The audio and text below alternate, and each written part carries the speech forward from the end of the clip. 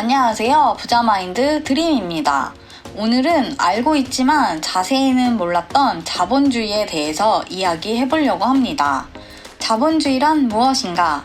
우리는 자본주의에 살고 있는데 이 말을 듣는 순간 어렵다 혹은 지루하다 생각하실 수 있습니다. 오늘 최대한 쉽고 간단하게 자본주의에 대해서 알아보겠습니다.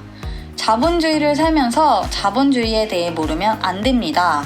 자본주의는 자본이 지배하는 자유시장 경제체제입니다. 자본주의를 알려면 돈에 대해서 알아야 하는데요. 돈의 진실은 무엇일까요? 우선 돈의 역사부터 간단히 알아보겠습니다. 오랜 옛날에는 각자 자기가 필요한 물건들을 직접 만들어 쓰면서 자기가 있는 물건과 다른 사람들이 가지고 있는 물건을 교환하면서 물물 교환을 했습니다.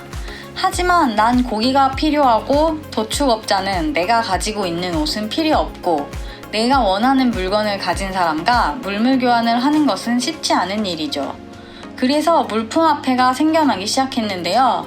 조개 껍질, 깃털, 소금, 곡식, 옷감 같은 물건을 화폐처럼 사용하기 시작했는데 이것 또한 얼마 가지는 못했습니다. 화폐로서 가치가 너무 왔다 갔다 하고 소금 같은 경우는 녹아 없어지거든요. 그리고 나서 금이 화폐로 쓰였습니다. 금은 들고 다니기 무겁고 교환하기도 불편했습니다. 그래서 영국 사람들이 금 세공업자에게 금의 안전을 위해 금을 맡겼습니다.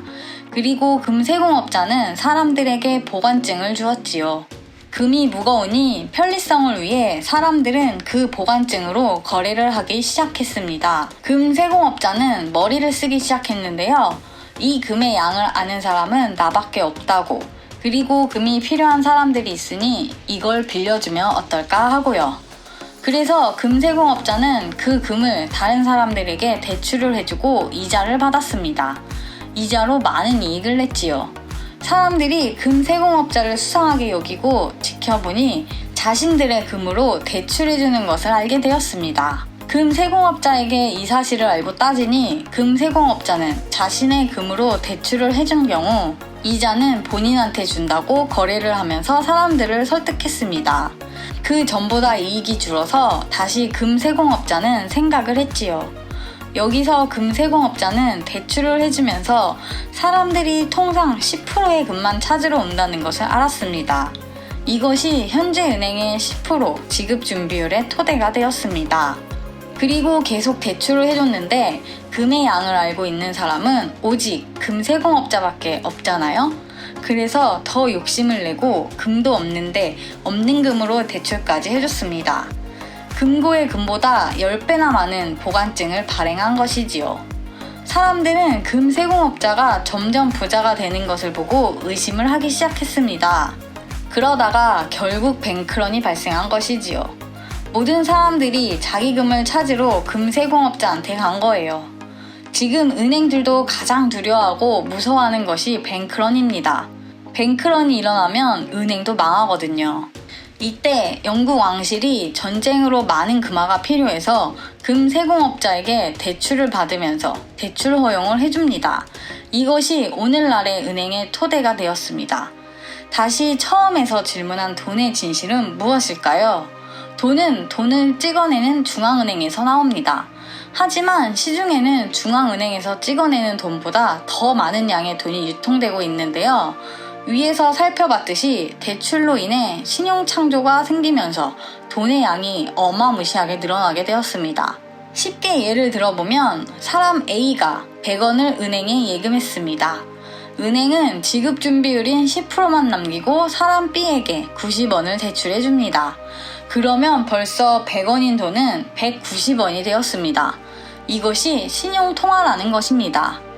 제가 예를 들 때 100원으로 예를 들어서 얼마 안 늘어났다고 생각하시겠지만 이 처음 돈이 몇 천억, 몇 조라면 얼마만큼의 돈이 신용창조로 늘어날까요?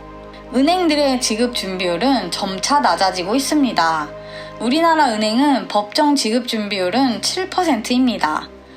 은행은 우리가 저축한 금액의 7%만 남기고 다른 사람에게 대출을 해줄 수 있는 것이지요.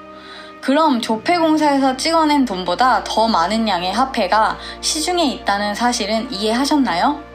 다시 예를 들어보면 나라 B에는 국민 3명이 살고 있습니다. 중앙은행은 1,000원을 발행했습니다. 이 나라에는 그럼 돈은 딱 1,000원만 있는 것입니다. 이 돈을 시중은행에 풀고 은행은 1,000원을 국민 A에게 대출을 해주었습니다. 이자는 5%입니다. 그럼 국민 A는 대출 만기가 되면 원금 1,000원하고 이자 5%를 상환해야겠죠? 그래서 대출을 갚으려고 일을 열심히 했습니다. 하지만 나라 B에서는 국민 A는 일을 열심히 해도 이자 5%를 갚지 못합니다. 이 나라는 조폐공사에서 딱 1,000원만 발행을 했기 때문입니다. 지금까지 이야기를 들으셨다면 우리가 사는 자본주의는 조폐공사에서 발행한 돈보다 더 많은 돈이 유통되고 있다는 것이 새삼 실감나실 거예요. 은행의 이자 시스템은 다른 이의 돈을 뺏어야지 이자를 갚을 수 있습니다. 곧 돈은 빚입니다. 우리의 통화 시스템에 빚이 없으면 돈도 없습니다. 메리너 에클스 연방준비은행 의장이 한 말입니다. 자본주의는 경쟁 시스템입니다. 다른 이의 돈을 뺏지 못하면 나는 파산을 하니깐요. 지금 미국에서 테이퍼링, 금리 인상 등 말이 나오고 있는데요. 풀었던 돈을 다시 거두려고 하는 것입니다. 그럼 시중에 돈의 양이 줄어든다면 어떤 일이 발생할까요? 누군가는 나라 B의 국민 A처럼 이자를 못 내는 상황이 올 수도 있습니다. 파산인 거죠. 다음 영상에서는 인플레이션과 디플레이션이 무엇인지 알아보겠습니다. 오늘도 시청해주신 구독자분들 정말 감사합니다. 이번 영상이 좋았다면 좋아요와 구독 부탁드립니다.